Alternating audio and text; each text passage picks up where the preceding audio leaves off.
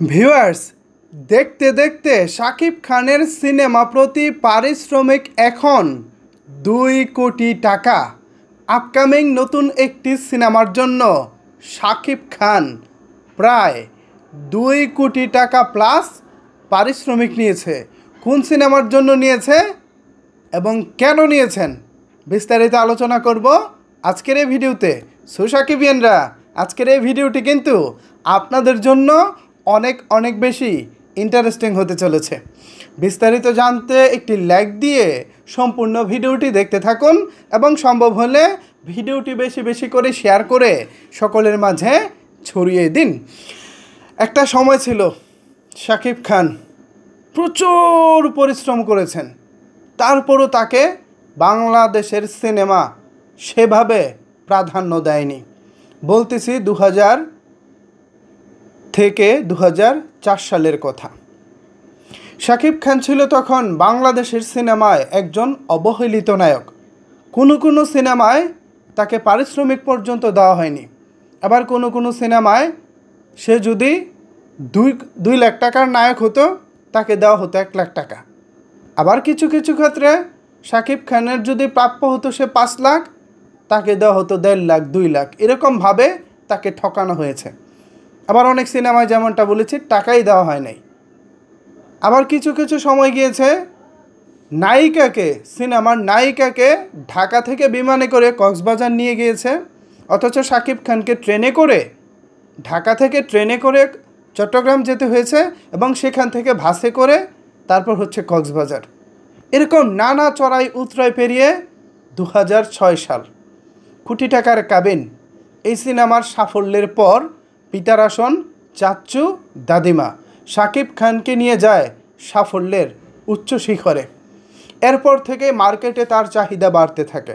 5 লাখ থেকে 10 লাখ, 10 লাখ থেকে 15 লাখ।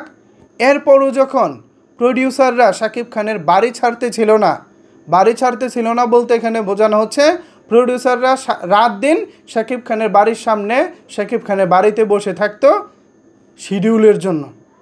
তো 15 লাখ টাকা ওই সময়ের হিসেবে বাংলা চলচ্চিত্রে ছিল সর্বোচ্চ।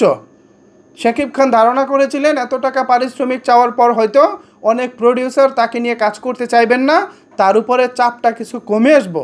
কিন্তু তা না, এর বিপরীতে যেটা হয়েছে 100 থেকে 150 প্রডিউসার প্রতিনিয়ত শাকিব খানের বাড়িতে যাতায়াত করতেন। তাদের সাথে মিটিং করতে করতে দেখা যেত শাকিব খানের মূল্যবান সময় নষ্ট হয়ে যেত। শাকিব খান অন্যান্য সিনেমার কাজগুলো সঠিকভাবে করতে পারছিলেন না।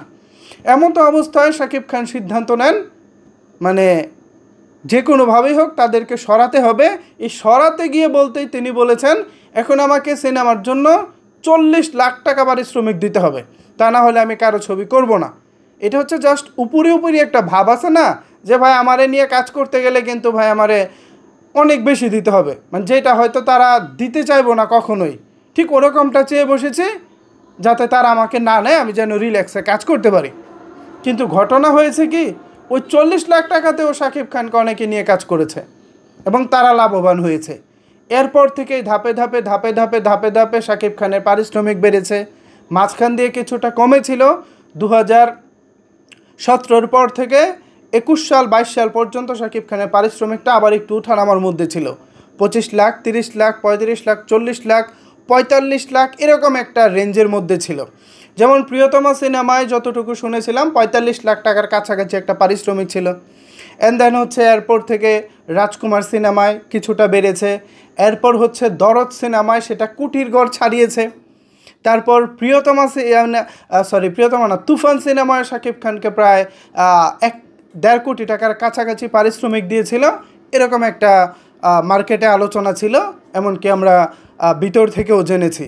তো 1.5 কোটি তো সেই তুফানের বেলায় চলে গেছে। এখন শাকিব খানের আপকামিং সিনেমার নাম হচ্ছে বরবাদ। তো এই বরবাদ সিনেমায় শাকিব খানের পারিশ্রমিক কত হবে এটা কিন্তু অনেকেই জানেন না। আপনাদের জন্য নতুন খবর হচ্ছে, প্রথমবারের মতো very first time Shakib Khan সিনেমার প্রতি পারিশ্রমিক নিচ্ছেন 2 কোটি টাকা। আর সেই সিনেমাটার নাম হচ্ছে বরবাদ। শাকিব খানের আপকামিং এই সিনেমাটির শুটিং খুব শীঘ্রই শুরু হবে। অলরেডি ফটোশ্যুটের কাজ শেষ হয়েছে। ঢাকাতে 2 দিন আগে আপনারা নিউজ পেয়েছেন, 2 দিন আগে শাকিব খানের ফটোশ্যুটের কাজ শেষ হয়েছে। এখন সিনেমা প্রতি তার পারিশ্রমিক 2 কোটি টাকা প্লাস। কেন ইমেজিন ভিউয়ার্স, ভাবতে পারেন কখনো শাকিব খানের পারিশ্রমিক 2 কোটি টাকা প্লাস হবে? এবং এরকম প্রডিউসারও আছে যারা শাকিব খানকে 2 কোটি টাকা পারিশ্রমিক দিয়েও কাজ করবেন বা করাবেন। এরকম সময় কখনো আসবো কেউ কি ভেবেছিলেন? আমি অন্তত এই স্বপ্নটা দেখতে পারি নাই। কারণ 2019 সালে বাংলাদেশে সিনেমা হলের সংখ্যা ছিল প্রায় 282 প্লাস। আমি আবারও বলতেছি, 2019 সালে শাকিব খানের পাসওয়ার্ড সিনেমা যখন রিলিজ হয় তখন রানিং সিনেমা হলের সংখ্যা ছিল 282 প্লাস।